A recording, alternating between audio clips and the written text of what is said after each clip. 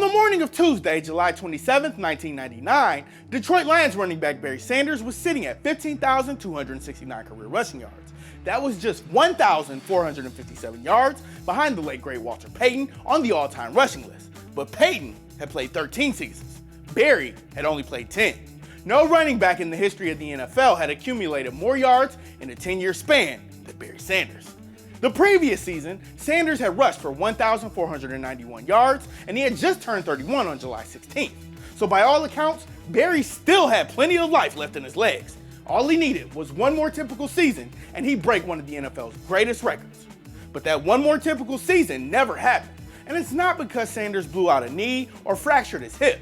On Sunday, July 25th, 1999, instead of reporting to Detroit Lions training camp in Saginaw, Michigan, Barry Sanders boarded a flight to London, England, and it was from there, 2 days later, on July 27th, that Sanders faxed a letter announcing his retirement, not to the Detroit Lions front office, but to the Wichita Eagle, his hometown newspaper.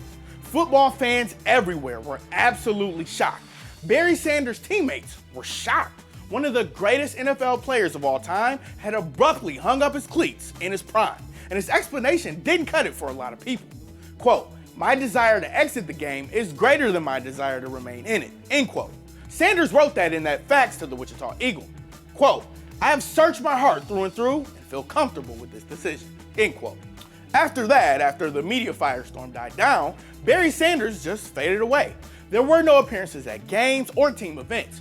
There were a few rumors about comebacks and possible feuds, but after a few years, those went away. Sanders was just gone. He retreated to his private life, and that was that.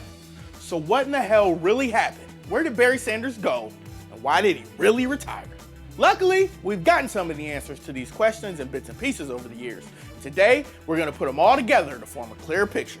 But first, for some of you youngsters out there, we should probably start with a refresher on just how insanely good Barry Sanders actually was. In hindsight, probably the most insane fact about Barry Sanders is that, relatively speaking, he was a nobody coming out of high school. Barry said he was never a prodigy or an elite prospect. You know, somebody that you saw and thought, that kid is destined for greatness. And when he says that, he's not being humble. Barry Sanders, the greatest running back to ever play the game, wasn't even the starting running back on his high school team until the 4th game of his senior year. Sure, he ran for 1,417 yards in the 7 games he was a starter, which works out to about 200 yards per game, but that still wasn't enough to make recruiters take notice. And in the end, Barry Sanders received just 3 scholarship offers, and they weren't from powerhouse programs. They were from Tulsa, Iowa State, and Oklahoma State. In the end, Sanders went with Oklahoma State, and there he immediately rode the pine, because ahead of him on the depth chart was future Hall of Famer Thurman Thomas. Barry did make a name for himself on special teams, and when given opportunities to run the ball, he impressed. Over his first 2 years as a backup, Barry accumulated 928 rushing yards and 179 attempts. But when Thurman Thomas finally left OSU for the NFL, that's when Barry Sanders finally had his coming out party. In 1988, Barry, the lightly recruited 5'8" running back nobody had ever heard of, turned in what some consider to be the greatest offensive performance in the history of college football. That year, Sanders set the single-season record for rushing yards and rushing touchdowns and points scored and touchdowns from scrimmage and yards from scrimmage, and all those records still stand today. Needless to say, Barry Sanders won the Heisman Trophy that year. Then, the Lions selected him 3rd overall in the 1989 NFL Draft, behind number 1 pick Troy Aikman, who is now in the Hall of Fame, and number 2 pick Tony Mandarich, who started 63 NFL games at offensive tackle and failed to make a single Pro Bowl. In the NFL, Barry Sanders immediately proved his historic Heisman-winning season was no fluke. At the age of 21, he rushed for 1,470 yards and 14 touchdowns in his rookie season, while he only missed out on the NFL rushing title by a mere 10 yards to the Chiefs' Christian Okoye. Sanders did win the Offensive Rookie of the Year honors, though. From 1989 through 1998, Barry Sanders was the most productive running back the NFL had ever seen. He won 4 rushing titles and 1 touchdown title. He was an All-Pro and a Pro Bowler every year. He was a 2-time Offensive Player of the Year, and in 1997, he was named NFL MVP after becoming just the 3rd player in NFL history to record a 2,000-yard rushing season. But wait, there's more. Barry Sanders has the most 1,100-yard seasons of all time and the most consecutive 1,100-yard seasons of all time. He has the most 1,300-yard seasons of all time and the most consecutive 1,300-yard seasons of all time. He has the most 1,400-yard seasons of all time and the most consecutive 1,400-yard seasons of all time. He has the most 1,500-yard seasons of all time and the most consecutive 1,500-yard seasons of all time. Oh, and he also has the most consecutive 100-yard games, 14 straight in 1997. And all those stats and records don't even tell the whole story. To understand Barry Sanders' greatness, you would have had to watch him play. I mean, he was fast and explosive and graceful and elusive. Nobody broke more ankles, avoided more tackles, and just generally made defenders look pathetic like Barry Sanders. And he made it all look so easy. In 1998, at the age of 30, Barry Sanders rushed for 1,491 yards. While that was a big drop-off from his historic 1997 campaign, it was still good for fourth in the NFL. There was absolutely no reason to think Sanders wouldn't come out in 1999 and rush for at least 1,200 or 1,300 yards, if not more. But then came the shocking moment. Barry Sanders left a lot on the table when he faxed that retirement announcement to the Wichita Eagle in 1999. In 1997, Sanders signed a 6-year, $34.56 million extension with the Lions that made him the highest paid player in the NFL. When he called it quits, he knew he was kissing $20 million goodbye. He also gave up on one of the biggest NFL records there is, the all-time rushing yards record. Walter Payton set the record in 1987 when he retired with 16,726 yards, and it went almost unchallenged for a decade.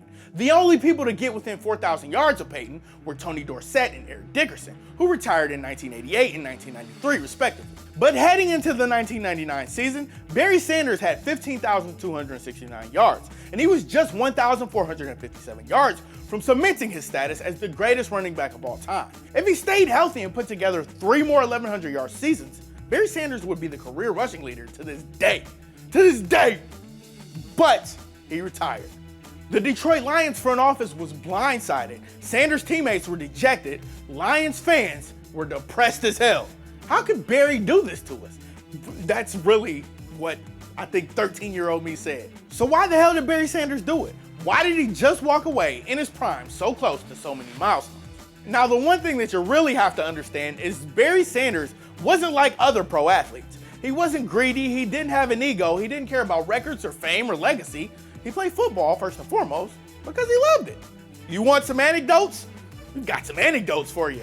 When Sanders won the Heisman Trophy in 1988, he couldn't have cared less about all the pomp and circumstance. OSU was actually in Tokyo on the day the winner was announced at the Downtown Athletic Club in New York. That meant Sanders had to be at a Tokyo TV station by 7 in the morning for the telecast. According to former OSU coach Pat Jones, Sanders had zero interest in being on national television. He just wanted to stay in bed. So Jones had to get his offensive lineman to drag Barry Sanders to the TV studio to get his award.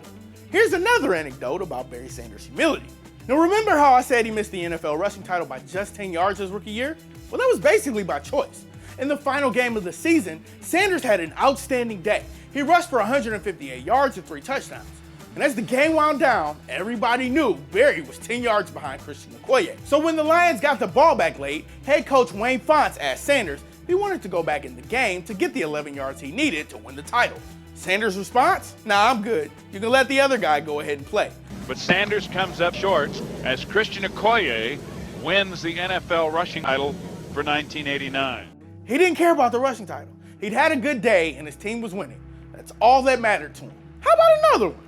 A little while back, Sanders' former teammate Carl Painter told the Detroit Free Press a cool story about the time he went shopping with Sanders early on in his career. According to Painter, the manager of a shoe store offered Barry a pair of $180 sneakers for free in exchange for his autograph. However, Barry preferred his old worn sneakers, so he signed the new pair for the manager in exchange for nothing. And how about one more? After Sanders signed what was at the time the most lucrative contract in NFL history back in 1997, he finally decided to reward himself by buying a new car. And by new car, I mean it was actually a used Jaguar with 38,000 miles on it. Barry Sanders had just cashed a check for $11 million, but was reportedly thrilled he got such a great deal on a used Jag. Now, while Barry was cheap with himself, he was very generous with others. This same guy who turned down free sneakers and drove used cars bought Rolexes for every one of his offensive linemen. after his rookie season, and he would do that again several more times during his career. And that's the kind of guy Barry Sanders was. Humble, generous, simple, easygoing, very little taste for flashy things. And knowing all that, it's hardly surprising the all-time rushing record wasn't going to keep him on the field if he didn't want to play. So why didn't Sanders want to play? And at the time of his retirement, Barry refused to elaborate on that. However, in 2003, he finally came clean. That year, Sanders co-authored an autobiography with longtime friend Mark McCormick of the Wichita Eagle. It was called Barry Sanders, Now You See Him. His story in his own words. In the book, Sanders detailed the real reasons why he lost his love for playing football. And basically, it all boiled down to the fact that the Detroit Lions sucked. Like, they didn't suck like the Cleveland Browns sucked. They didn't go 4-44 over a 3-year stretch or anything, but they sucked. During Barry's 10 years with the team, the Lions won 10 games or more just 3 times. They won 7 games or less 5 times. And they had 3 seasons where they won just 5 games. And that was all with the best running back in the universe. You can imagine how terrible they would have been without him. By the end, Barry was just tired of losing. And eventually he came to the realization that management just didn't care about winning. And as he himself put it in his book, that realization trivialized everything. All the hard work he put in during the offseason, all his childhood dreams of winning the Super Bowl, it was all meaningless because the Lions weren't doing things to win football games. And that's what Barry Sanders really wanted to do, win football games. Later in the book, Sanders says some records did mean something to him. He cared about the 2,000-yard season and about the 14 consecutive 100-yard games. But he said the more the Lions lost, the more he lost interest in chasing Walter Payton's career rushing record. So why didn't Barry Sanders share his feelings about Lions management at the time of his retirement? Why did he wait 4 years? Because he's too classy. He didn't want to make his retirement about tearing people down. As he explained in his book, he didn't want to take shots at people as he left. So instead, he thanked the franchise that sucked the will to play right out of him, which is really pretty admirable. I actually do that before every football season. Football means nothing to me now. Unfortunately, while Sanders didn't trash the Lions publicly on his way out of town, things still got a little ugly between him and the front office. After Sanders retired, the Lions demanded he give back $5.5 million, half of the signing bonus they gave him in 1997. Sanders said he would do it, but only if the Lions released or traded him. The Lions refused, then they sued, and ultimately an arbitrator ruled in February of 2000 that Sanders would have to pay back $7.3 million if he stayed retired. So yeah, things were a little frosty between the Lions and Barry for a long time after that. However, the relationship started to thaw in 2015 when the team fired longtime president Tom Luan. Not long after that, new team president Rod Wood was able to coax Sanders into making a few appearances at team events. And in 2017, Wood formally hired Barry Sanders, the greatest Lion of all time, to be a team ambassador.